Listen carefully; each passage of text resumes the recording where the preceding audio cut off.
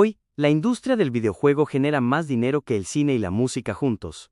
Llena estadios olímpicos y define cómo socializan miles de millones de personas. Pero hace 70 años, este imperio global no era más que un error de cálculo, una anomalía luminosa en una máquina diseñada para la guerra nuclear. La pregunta no es cómo creció tanto esta industria, sino cómo demonios logró nacer en un mundo que no estaba preparado para ella.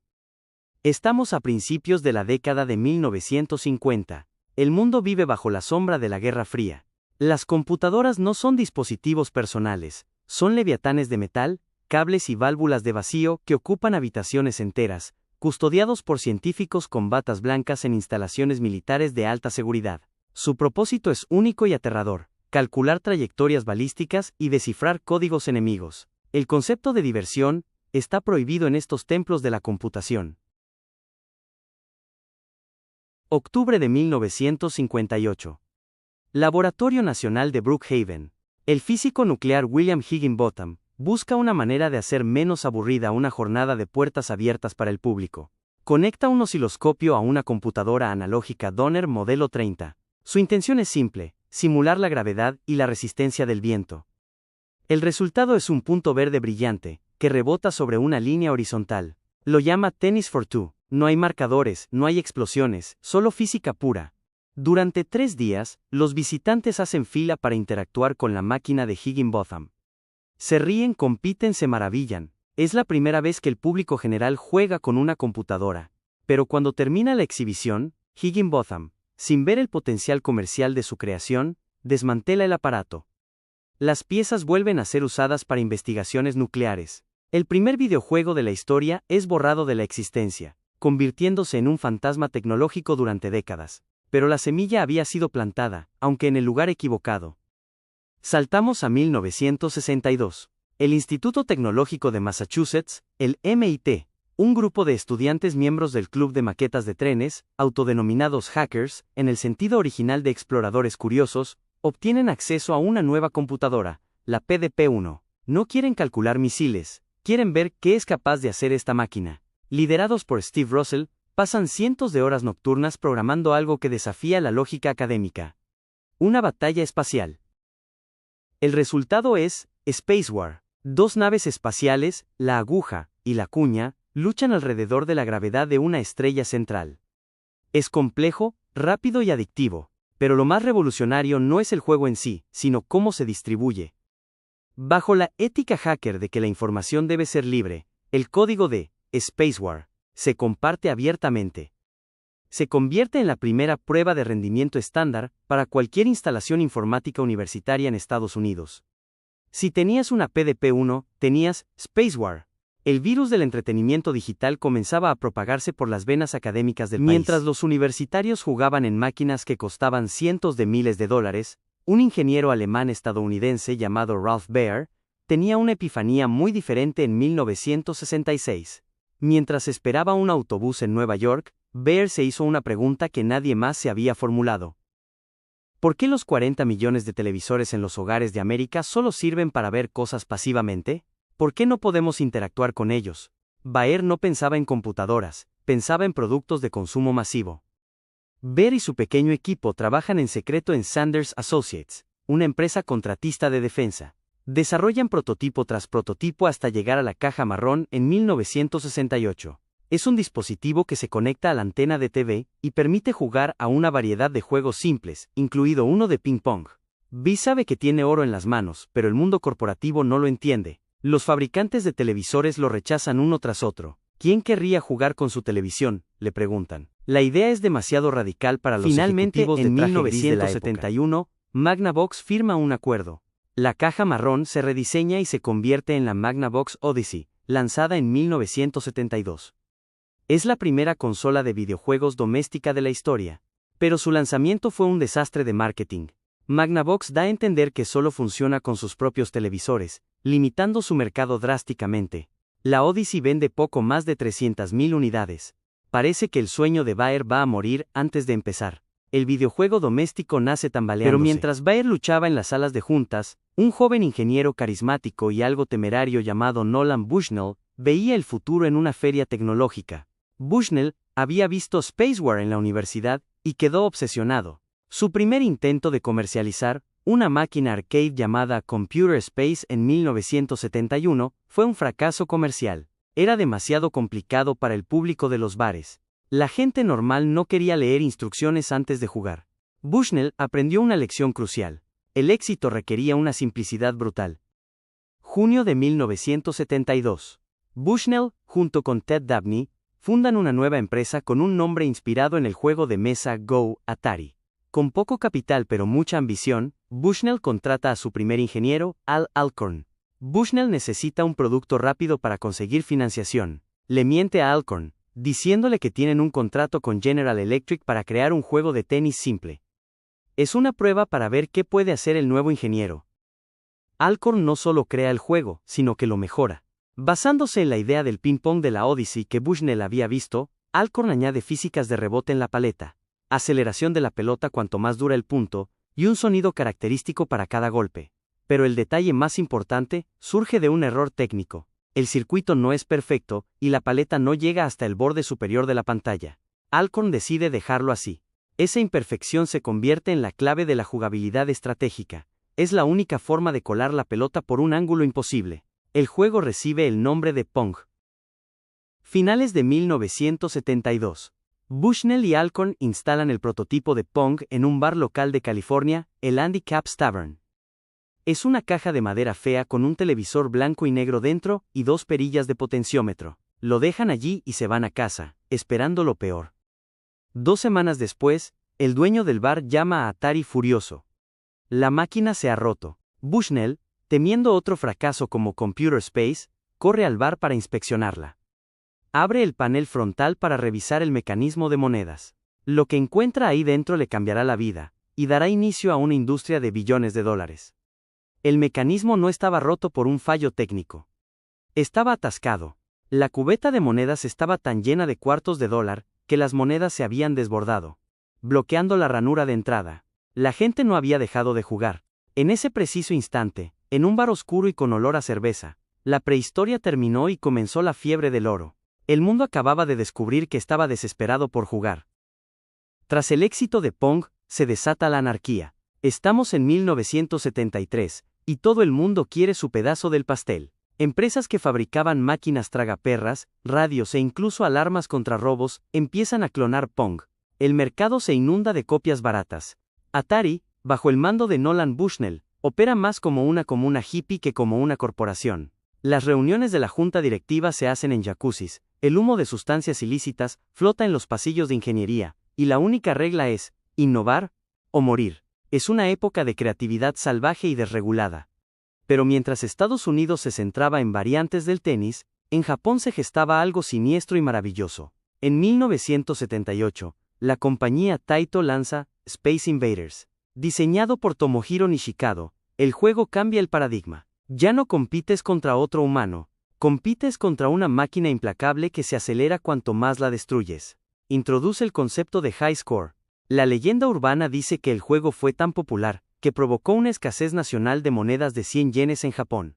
Sea verdad o mito, la realidad es que los salones recreativos, antes lugares oscuros para adultos, se llenan de jóvenes hipnotizados por el ritmo cardíaco de los alienígenas descendiendo. La industria tenía un problema, era un club de chicos. Los juegos eran de guerras, disparos y deportes. Entonces, en 1980, Namco presenta una solución amarilla y redonda. Toru Iwatani, inspirándose en una pizza a la que le falta una rebanada, crea Pac-Man. Es colorido, no es violento en el sentido tradicional, y tiene personajes con personalidad propia, los fantasmas. Pac-Man rompe la barrera de género. Las mujeres entran en los arcades. La fiebre se vuelve global. Aparecen cereales, dibujos animados, y canciones de radio sobre el personaje. El videojuego se convierte en el primer icono pop digital. Mientras los arcades dominaban las calles, Atari libraba otra batalla, conquistar el salón. La Atari 2600, lanzada en 1977, introdujo una idea revolucionaria. El hardware es fijo, el software está en cartuchos intercambiables. Al principio, las ventas fueron tibias. Pero cuando Atari consiguió la licencia para llevar Space Invaders a la consola doméstica en 1980, las ventas explotaron. De repente, no necesitabas monedas, podías defender la Tierra desde tu sofá. Atari se convierte en la empresa de crecimiento más rápido en la historia de Estados Unidos. Pero dentro de Atari, la fiesta se estaba acabando. Warner Communications había comprado la empresa, y los trajes habían reemplazado a las camisetas. Los programadores, los verdaderos artistas detrás de los éxitos que generaban millones, eran tratados como obreros de línea de montaje. No recibían regalías ni créditos en las cajas de los juegos. Hartos del anonimato, 4 de los mejores programadores de Atari renuncian y fundan Activision en 1979. Es la primera empresa third party, desarrolladores independientes, creando juegos para consolas ajenas.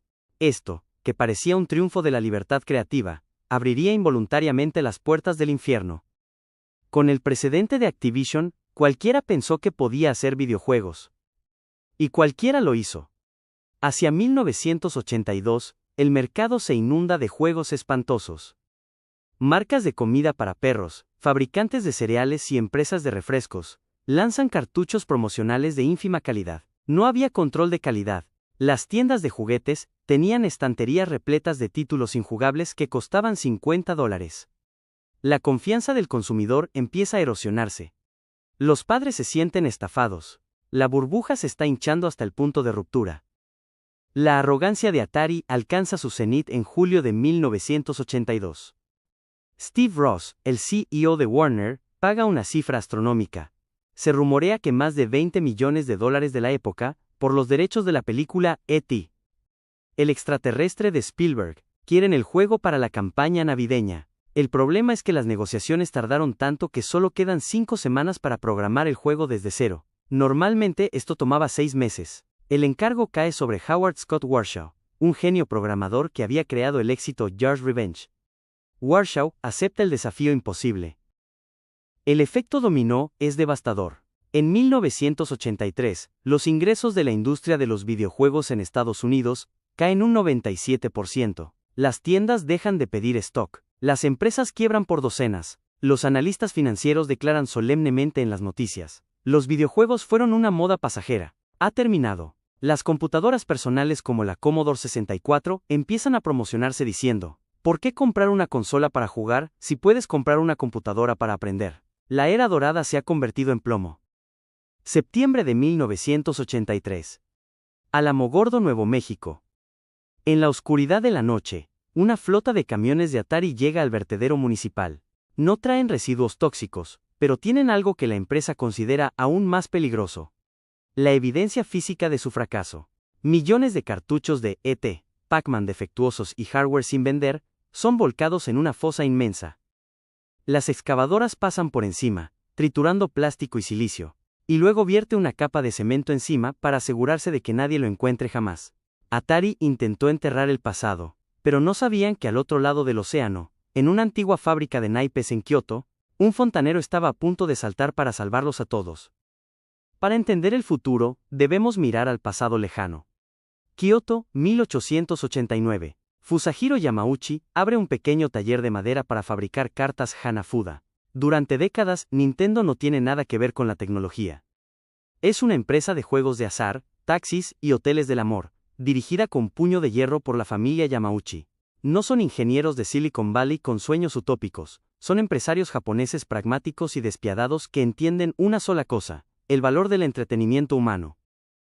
Años 70. Hiroshi Yamauchi, el bisnieto del fundador, busca un nuevo rumbo. Encuentra a Gunpei Yokoi, un ingeniero de mantenimiento, que pasaba su tiempo libre inventando juguetes extraños. Yokoi tiene una filosofía que cambiará la historia: pensamiento lateral con tecnología marchita. No usar la tecnología más cara, sino usar tecnología vieja y barata de formas nuevas y divertidas. De esta mente nacen los Game & Watch, precursores de las consolas portátiles. Es el primer aviso: Nintendo no busca potencia bruta, busca diversión pura. Pero la pieza clave llega en 1977. Un joven artista llamado Shigeru Miyamoto entra en la empresa. Miyamoto no sabe programar. No piensa en bits ni en bytes. Piensa en historias, en exploración, en los bosques donde jugaba de niño. Cuando Nintendo fracasa con un juego de arcade llamado Radar Scope, le encargan a Miyamoto reciclar las máquinas no vendidas. Él crea Donkey Kong. Por primera vez, un videojuego tiene una narrativa, un héroe, una damisela y un villano. El videojuego deja de ser un tiro al blanco y se convierte en una aventura. 1983. Mientras Atari colapsa en América, Nintendo lanza en Japón la Famicom, Family Computer. Es blanca y roja, pequeña, y cuesta una fracción de lo que costaban las máquinas americanas. Es un éxito instantáneo en la isla. Yamauchi mira al otro lado del Pacífico. Sabe que para dominar el mundo, debe conquistar Estados Unidos.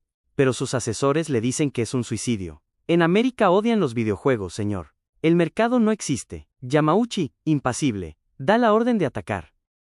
1985. Minoru Arakawa, yerno de Yamauchi y encargado de Nintendo of America, camina por las calles de Nueva York desesperado. Nadie quiere comprar su consola. Los dueños de las tiendas lo echan casi a patadas. Para convencerlos, Arakawa tiene que hacer una promesa loca. Déjenme poner las máquinas en sus estanterías. Si no se venden, las recojo todas, y no me deben nada. Nintendo asume todo el riesgo financiero. Es una apuesta a todo o nada. Pero el rechazo al término videojuego es tan fuerte que Nintendo debe mentir. Rediseñan la Famicom. La hacen gris, cuadrada, parecida a una videograbadora VCR, para que no parezca un juguete.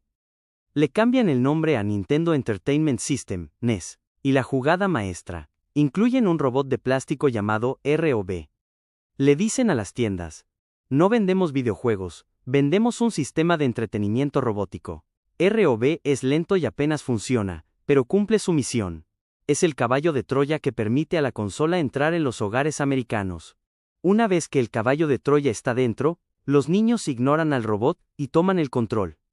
En la pantalla aparece Super Mario Bros. El primer nivel, el mundo 1-1, es una obra maestra de diseño invisible. Sin leer un manual, el jugador aprende que el hongo te hace grande y el pozo te mata. El control es perfecto. La música de Koji Kondo es hipnótica. Comparado con los juegos rotos de Atari de 2 años atrás, esto se siente como tocar el futuro. La palabra se corre en los patios de recreo como la pólvora. Para evitar otro desastre como el del 83, Nintendo instaura un régimen dictatorial. Crean el sello de calidad Nintendo. Nadie puede publicar un juego en su consola sin su aprobación. Controlan la fabricación de cada cartucho. Limitan cuántos juegos puede lanzar una compañía al año. Es un monopolio brutal, pero efectivo. La calidad sube, la confianza del consumidor regresa, y las ganancias de Nintendo superan a las de Toyota. Hacia 1989, el mercado no se ha recuperado. Ya no es jugar videojuegos, es jugar a la Nintendo. La marca se convierte en genérica. Hay cereales de Nintendo, loncheras, dibujos animados y películas. 1 de cada 4 hogares en Estados Unidos tiene una NES. Los niños saben más sobre la historia de Hyrule que sobre la historia de su propio país. El fontanero italiano creado por japoneses es más reconocible que Mickey Mouse. Nintendo ha ganado la guerra total. Tienen el 90% del mercado. Se sienten invencibles. Pero el poder absoluto genera enemigos absolutos. Los minoristas odian la arrogancia de Nintendo. Los desarrolladores odian las restricciones y las regalías abusivas. Y los niños que crecieron con Mario están empezando a entrar en la adolescencia. Mario es genial, pero es para niños. Es seguro. Es limpio. Nintendo, desde su trono dorado en Kioto, no ve que la demografía está cambiando. Creen que nadie puede tocarlos. Mientras tanto, en una compañía rival llamada Sega, que hasta ahora solo había recogido las migajas de Nintendo, un nuevo CEO americano llamado Tom Kalinske llega con un plan suicida. Mira la mascota de Nintendo y dice: no podemos vencerlos siendo mejores que ellos, tenemos que vencerlos siendo más geniales que ellos. En los laboratorios de Sega, un diseño descartado de un animal con púas empieza a tomar forma. No es rojo, es azul, no come hongos, corre rápido, y no quiere rescatar princesas, tiene actitud. La guerra de las consolas está a punto de estallar, y va a ser sucia. A principios de los 90, el mundo se dividió en 2 bandos irreconciliables. No era política ni religión, era algo mucho más visceral para un niño de 10 años. ¿Eras de Sega o eras de Nintendo? No había término medio. Esta es la historia de cómo una empresa desvalida usó la velocidad y la actitud para hacer sangrar a un dios, y cómo esa guerra escaló tanto, que terminó arrastrando a la industria ante el Senado de los Estados Unidos, y creando inadvertidamente a su propio verdugo. 1990. Tom Kalinske, el nuevo jefe de Sega América, vuela a Japón. Kalinske es un veterano de Mattel, el hombre que salvó a Barbie. Presenta a la junta directiva japonesa un plan de 4 puntos para destruir el monopolio de Nintendo, bajar el precio de la consola Genesis, incluir el mejor juego en la caja gratis, hacer publicidad agresiva burlándose de la competencia, y lo más importante, desarrollar juegos para el mercado americano, no solo para el japonés. La junta directiva en Japón odia el plan. «Estás loco», le dicen. Pero el CEO, Hayao Nakayama, golpea la mesa y dice: «Le contraté para tomar decisiones. Hazlo». Sega tiene una ventaja tecnológica, 16 bits frente a los 8 de la NES. Pero los niños no entienden de bits. Así que Sega inventó una mentira genial, el Blast Processing. No es un término técnico real, es puro marketing. Prometen que su consola es tan rápida que los juegos de Nintendo parecen diapositivas a su lado. Y para demostrarlo, necesitan una mascota que encarne esa velocidad. Mario es un fontanero gordo que camina. Sega necesita un misil. La campaña publicitaria comienza y es brutal. Genesis does what Nintendo don't. Sega hace lo que Nintendo no. Los anuncios de televisión son rápidos, ruidosos, con música rock y estética de la MTV. Muestran a los jugadores de Nintendo como niños aburridos y a los de Sega como adolescentes rebeldes y cool. Funciona. En cuestión de meses, Sega pasa de tener un 5% del mercado a amenazar el liderazgo de Nintendo. Ser de Sega significaba que habías crecido. Nintendo, que había ignorado a Sega como a un mosquito molesto, finalmente despierta. En 1991, lanzan la Super Nintendo en Estados Unidos. Es una bestia tecnológica con mejores gráficos y sonido que la Genesis. Y traen su arma secreta, Super Mario World. El juego es perfecto. Vende millones de consolas instantáneamente. La guerra técnica se iguala. Ahora es una lucha de trincheras, Street Fighter 2, en una consola contra Sonic 2 en la otra. El patio del recreo es un campo de batalla verbal. Pero en 1993, la guerra toma un giro oscuro. Llega Mortal Kombat, un juego de lucha con actores digitalizados y una violencia nunca vista. Cuando ganas, puedes arrancar la columna vertebral de tu oponente. Nintendo, obsesionada con su imagen familiar, censura el juego, cambia la sangre por sudor gris y elimina los movimientos finales fatales. Sega, en cambio, permite la sangre si introduces un código secreto. A, B, A, C, A, B, B. La versión de Sega vende 3 veces más que la de Nintendo. Los niños quieren la sangre. La violencia en Mortal Kombat y el realismo de un juego llamado Night Trap provocan el pánico moral. Los senadores Joe Lieberman y Herb Kohl inician audiencias en el Congreso en diciembre de 1993. Acusan a la industria de corromper a la juventud y glorificar la violencia. Amenazan con una regulación gubernamental estricta. Nintendo arrogantemente intenta culpar a Sega de todo, presentándose como los buenos. Sega se defiende diciendo que sus juegos son para adolescentes, no para niños. Para evitar que el gobierno regule sus productos, la industria se ve obligada a unirse por primera vez. Crean la ESRB, el sistema de clasificación por edades que vemos hoy en día en cada caja. La E para todos, la M para maduros. Fue el momento en que la industria tuvo que admitir públicamente que los videojuegos ya no eran solo juguetes para niños. Eran un medio de entretenimiento para todas las edades que requería responsabilidad. Mientras peleaban en el Congreso, la tecnología avanzaba. Los cartuchos se quedaban pequeños. El futuro era el CD-ROM, más capacidad, música real, vídeo. Nintendo sabía que necesitaba un lector de CD para su Super Nintendo. Primero se asocian con Philips, pero fracasan. Luego, buscan a otro gigante japonés de la electrónica que no tenía experiencia en videojuegos, pero sí en hardware, Sony. Sony y Nintendo trabajan juntos en el proyecto PlayStation, con espacio.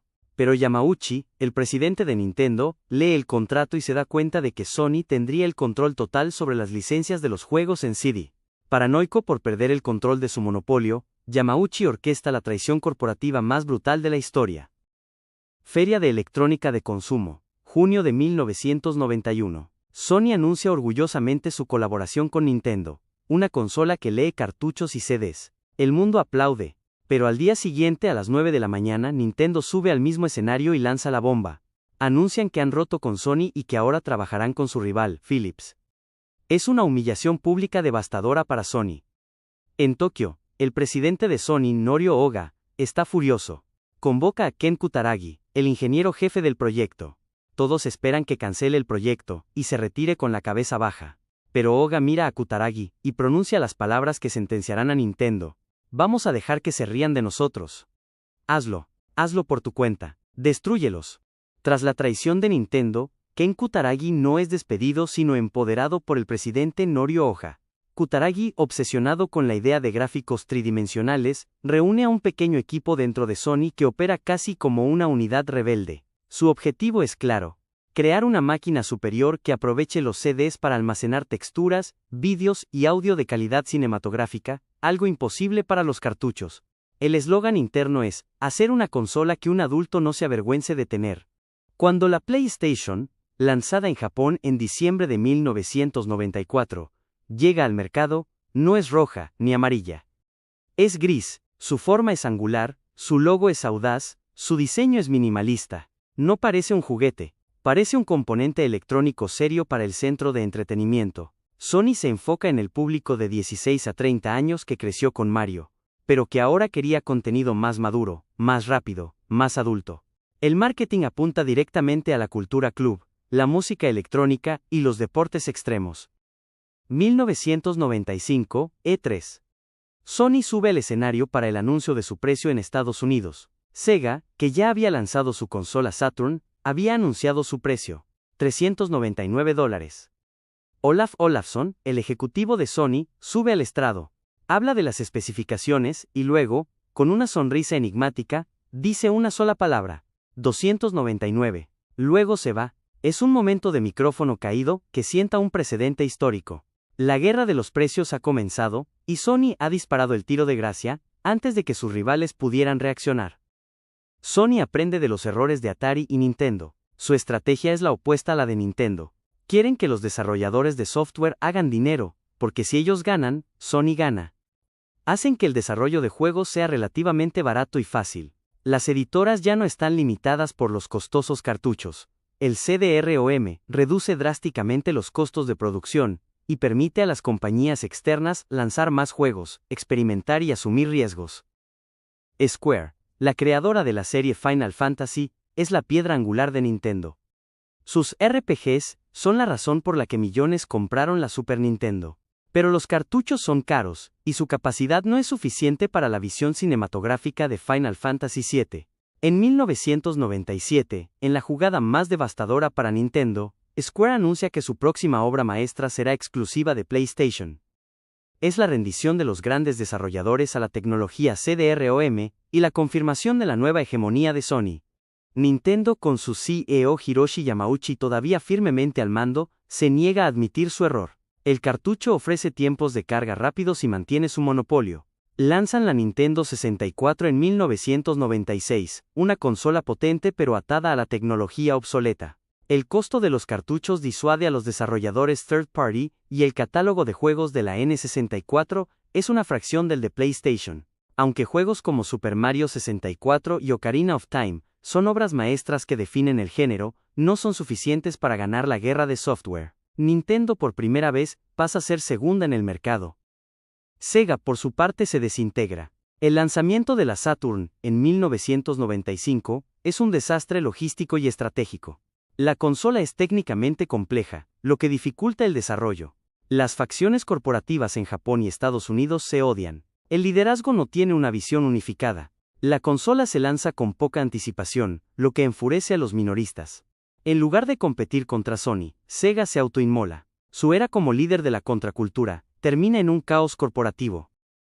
El impacto de PlayStation va más allá de los CDs. Su controlador introduce el DualShock, el primer controlador exitoso con sticks analógicos dobles y vibración integrada. Esto no es solo una adición, es una necesidad. La complejidad de los mundos 3D y las cámaras cinematográficas exigen un control más preciso. El controlador de PlayStation define el estándar para todas las consolas futuras. A finales de la década, la batalla ha terminado. Sony vende más de 100 millones de PlayStations. La marca PlayStation se convierte en sinónimo de videojuegos. La generación que creció en los 90 es la generación de PlayStation. Es la venganza definitiva de Kutaragi y Ohga. No solo derrotaron a Nintendo, sino que obligaron a la industria a madurar y a abrazar el futuro tridimensional que ellos habían visionado. Sega, desesperada, intenta una última jugada en 1999 con la Dreamcast, la primera consola con módem para conectarse a Internet. Es futurista y poderosa, pero el mercado está saturado y ya no confía en la marca.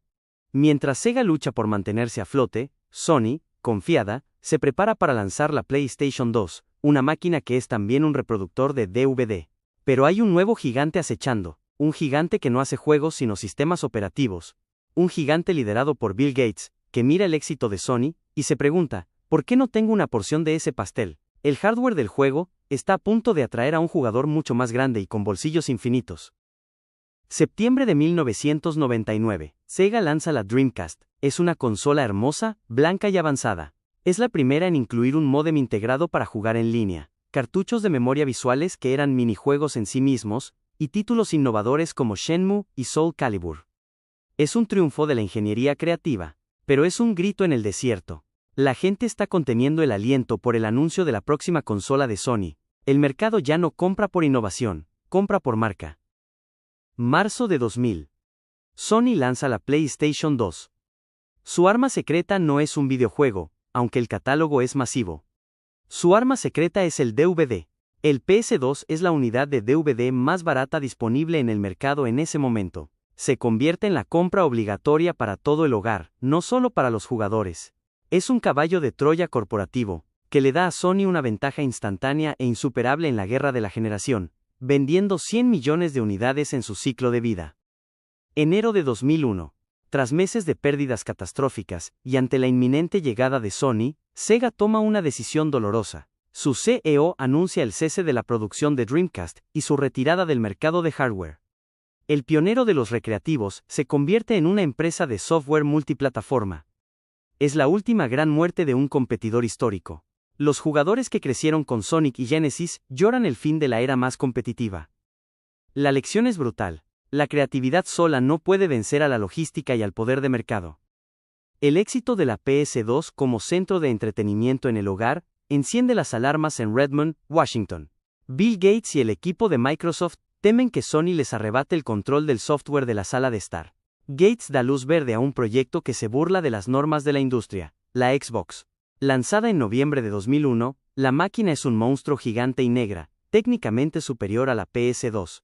Microsoft utiliza el enfoque de la PC, fuerza bruta, disco duro incorporado y un puerto Ethernet. Pero la verdadera innovación de Microsoft no es el hardware, es el servicio. En 2002, lanzan Xbox Live. Por una tarifa de suscripción, los jugadores tienen un servicio centralizado, estable, con una lista de amigos y comunicación por voz estandarizada. Nadie había cobrado por el juego en línea en consolas. Es un riesgo financiero masivo, pero la experiencia es tan superior al juego online gratuito y caótico de la PS2 que la gente paga. Xbox Live define el modelo de juego moderno. Microsoft necesita un juego que defina su marca, al igual que Mario definió a Nintendo. Tienen la suerte de heredar a un equipo que estaba desarrollando un juego para PC llamado Halo. Halo Combat Evolved se lanza junto a la Xbox. Es un shooter en primera persona que demuestra la perfección del control de doble stick y la potencia del hardware. El jefe maestro se convierte en el icono instantáneo que la Xbox necesitaba para rivalizar con Mario y Sonic. Mientras Sony y Microsoft luchan con presupuestos multimillonarios, Nintendo lanza la GameCube en 2001. Es compacta, morada y utiliza mini DVDs. Es una máquina potente, pero se mantiene fiel a su filosofía, centrarse en la diversión y el software familiar. Juegos como Super Smash Bros. Mantienen a su fiel base de fans, pero la guerra ya no se libra en el patio de recreo, se libra en las salas de estar de jóvenes adultos, y con juegos que cuestan $20 millones de desarrollo. A mediados de la década de 2000, el paisaje está claro, Sega está fuera, Nintendo se ha retirado a un nicho de mercado, GameCube es tercera. La guerra principal es entre Sony, el campeón reinante que ha vendido más de 100 millones de consolas, y Microsoft, el retador con bolsillos infinitos y un control total sobre el juego online. El escenario está listo para la próxima generación, una carrera por la alta definición que será la más ambiciosa, y la más peligrosa, de la historia. El ciclo de vida de la PS2 está terminando. Ambas compañías se preparan para la transición a la alta definición. Microsoft es agresiva y decide lanzar primero, en 2005, la Xbox 360. Es un año entero antes que Sony. Pero la prisa y la ambición tienen un costo oculto. Los ingenieros de Microsoft sacrifican el control de calidad por la velocidad de lanzamiento. Sony, mientras tanto, prepara una máquina gigantesca y compleja con un procesador Cell revolucionario para la PS3. La próxima guerra está a punto de comenzar, y para Microsoft, el precio de ser el primero se medirá en miles de millones de dólares y en el fracaso catastrófico de un indicador luminoso rojo, el anillo rojo de la muerte. Pronto, la luz verde de la consola que indica que está encendida se convierte en 3/4 rojos. El anillo rojo de la muerte, RROD, por sus siglas en inglés, es la pesadilla de Microsoft. La consola se rompe y se rompe en masa. Microsoft enfrenta una elección: admitir la falla públicamente y quebrar, o cubrir la falla y pagar para arreglarla.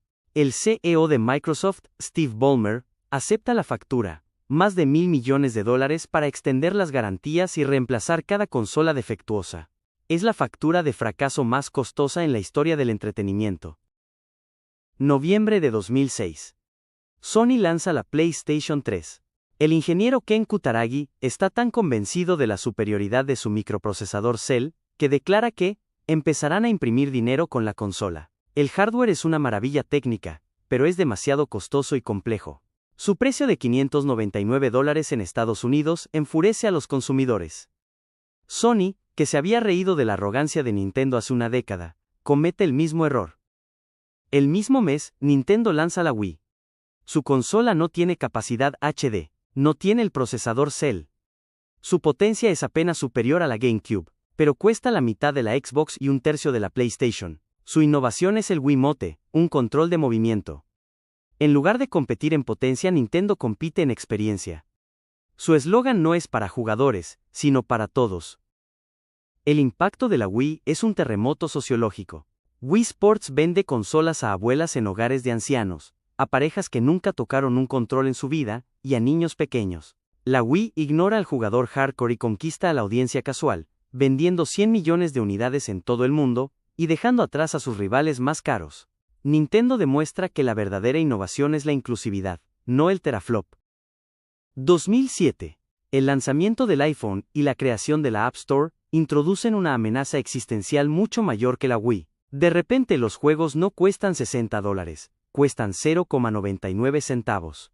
La distribución es instantánea, global, y no necesita hardware dedicado. El Angry Birds se convierte en el juego más vendido de la historia, demostrando que miles de millones de personas están dispuestas a jugar, siempre y cuando el dispositivo ya esté en su bolsillo. El móvil se convierte en el nuevo campo de batalla. El alto costo de desarrollo de los juegos AAA de AAA, en HD, estrangula la creatividad de las grandes editoras. Pero Microsoft y Sony, desesperados por software, abren sus plataformas digitales.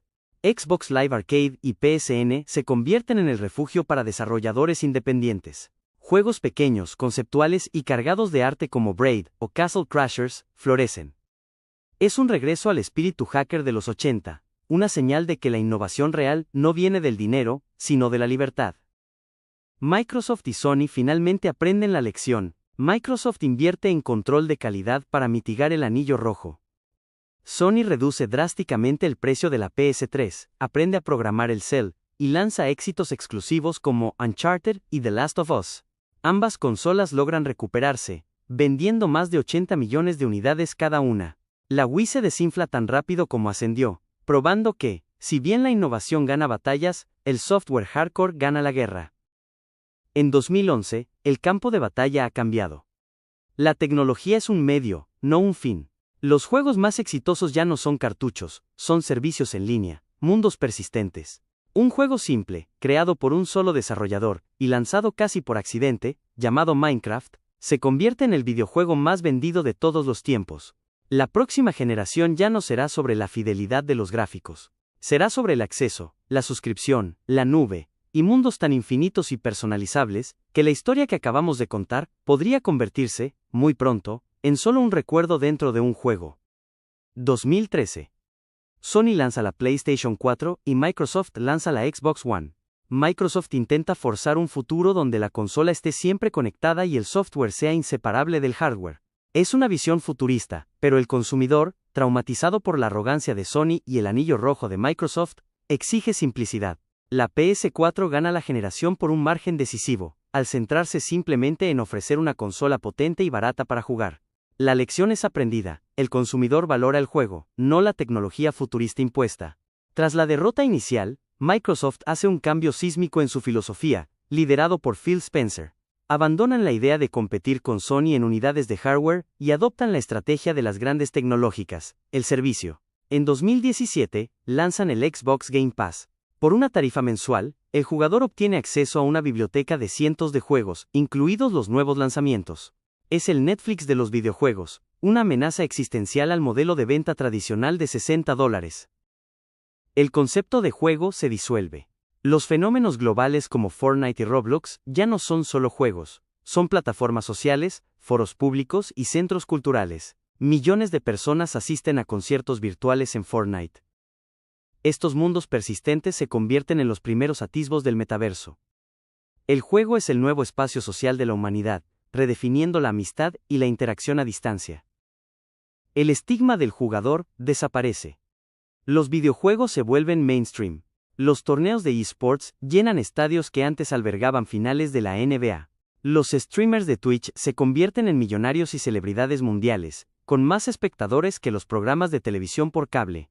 La industria de los videojuegos supera a las industrias del cine y la música combinadas. El juego ha ganado la guerra cultural. Microsoft y otros como Nvidia apuestan por el juego en la nube, xCloud y GeForce Now. La promesa es simple. El hardware se vuelve opcional. Puedes jugar a los juegos más exigentes en tu teléfono o en un televisor barato, con la potencia de una supercomputadora en un servidor a cientos de kilómetros. La caja de plástico que definía la identidad de un jugador durante 40 años se vuelve obsoleta. La realidad virtual y la realidad aumentada, VR/AR, dejan de ser una novedad y se convierten en el próximo campo de batalla. Dispositivos como Oculus o las gafas de realidad aumentada prometen una inmersión total. El juego ya no se juega en una pantalla, se juega dentro del mundo. El sueño de los desarrolladores de los 80 de una inmersión total se hace finalmente realidad. Y así llegamos al presente. El último gran desafío no es técnico, sino filosófico. La inteligencia artificial está transformando la forma en que se crean los juegos, generando automáticamente texturas, mundos y diálogos. El costo de desarrollo, que se elevó a cientos de millones, podría reducirse drásticamente. Pero si las máquinas pueden crear mundos infinitos, ¿cuál es el papel del diseñador humano? ¿Y de qué manera un mundo creado por algoritmos puede resonar con el alma humana? Hace 70 años, en un laboratorio nuclear, un punto de luz se movió en una pantalla. Ese punto fue un error de cálculo, un capricho de un físico aburrido. Esa anomalía se convirtió en una guerra de hardware y software, en un panteón de íconos digitales y en una fuerza económica que define nuestro tiempo. La historia de los videojuegos es, en última instancia, la historia de la curiosidad humana, la necesidad de tomar el mundo que nos rodea y reescribir las reglas. La consola como la conocíamos está desapareciendo, el disco está muriendo, pero el juego, esa necesidad primigenia de competir, explorar y crear, nunca ha sido más fuerte, más vasto o más infinito. El juego que tienes por delante, en un mundo que no tiene fin ni límites, acaba de empezar.